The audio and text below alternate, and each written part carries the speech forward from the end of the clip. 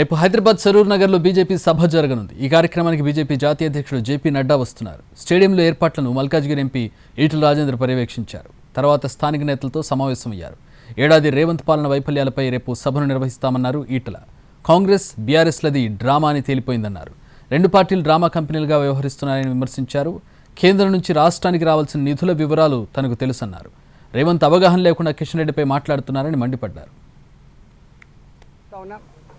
మీరంతా కూడా నడ్డా గారి నాయకత్వంలో సంవత్సర ఈ రేవంత్ రెడ్డి యొక్క దుర్మార్గాలు వైఫల్యాల మీద ఇక్కడ సభ ఏర్పాటు చేసుకున్నాం.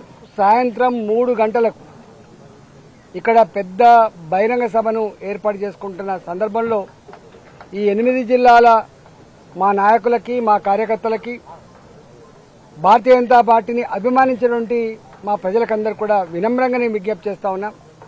మీరంతా కూడా తరలి వచ్చి ఈ సభను విజయవంతం చేయాలని చెప్పి నేను విజ్ఞప్తి చేస్తా ఉన్నా.